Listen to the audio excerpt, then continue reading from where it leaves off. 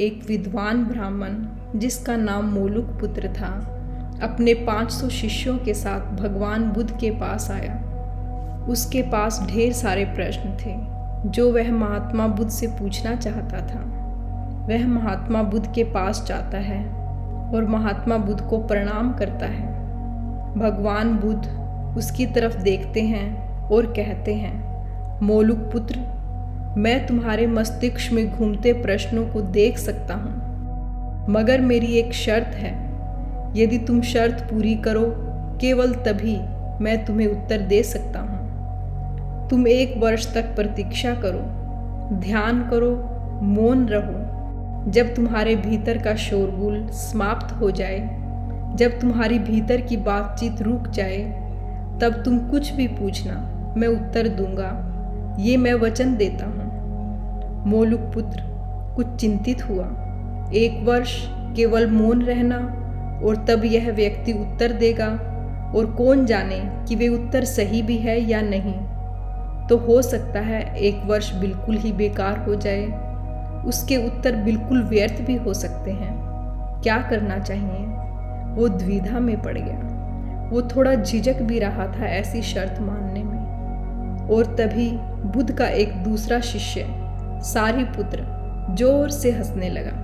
वो वहीं पास में ही बैठा था, एकदम खिलखिलाकर हंसने लगा। मोलुक पुत्र और भी परेशान हो गया। उसने कहा, बात क्या है? तुम क्यों हंस रहे हो? सारिपुत्र ने कहा, इनकी मत सुनना, ये बहुत धोखेबाज हैं। इन्होंने मुझे भी धोखा दिया जब मैं आया था। तुम्हारे तो केवल 500 शिष्य हैं, मेरे तो 5000 थे। मैं एक बड़ा ब्राह्मण था, देश विदेश में मेरी बहुत ख्याति थी। इन्होंने मुझे फुसला लिया। इन्होंने कहा, साल भर प्रतीक्षा करो, मौन रहो, ध्यान करो और फिर पूछना और मैं उत्तर दूंगा।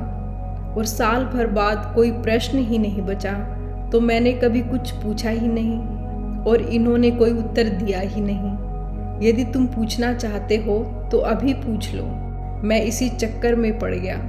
मुझे इसी तरह इन्होंने धोखा दिया। बुद्ध ने कहा, मैं अपने वचन पर पक्का रहूंगा। यदि तुम पूछते हो तो मैं उत्तर दूंगा। यदि तुम कुछ पूछो ही नहीं तो मैं क्या कर सकता हूँ? 1 वर्ष बीता। मोलुक पुत्र ध्यान में उतर गया और मौन होता गया। भीतर की बातचीत समाप्त हो गई। भीतर का कोलाहल रुक गया। वो बिल्कुल भूल गया कि कब 1 वर्ष बीत गया। जब मन में प्रश्न ही ना रहे तो कौन उत्तरों की फिक्र करता है? एक दिन महात्मा बुद्ध ने मोलुक पुत्र से कहा, ये वर्ष का अंतिम दिन है। इसी दिन तुम 1 वर्ष पहले यहाँ पर आए थे और मैंने तुम्हें वचन दिया था कि 1 वर्ष बाद तुम जो पूछोगे मैं उत्तर दूंगा। मैं उत्तर देने को तैयार हूँ। अब तुम प्रश्न पूछो।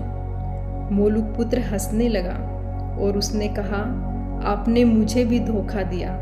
वो सारिपुत्र ठीक कहता था। अब कोई प्रश्न ही पूछने के लिए नहीं रहा तो मैं क्या पूछूं? मेरे पास पूछने के लिए अब कुछ भी नहीं है।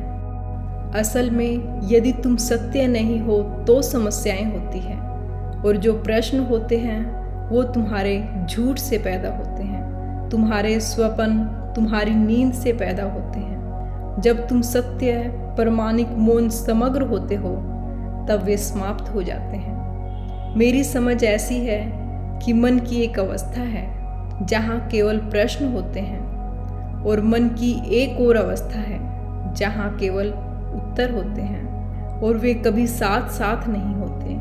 मन को एक ऐसी अवस्था उपलब्ध करनी होती है जहाँ कोई प्रश्न नहीं उठते।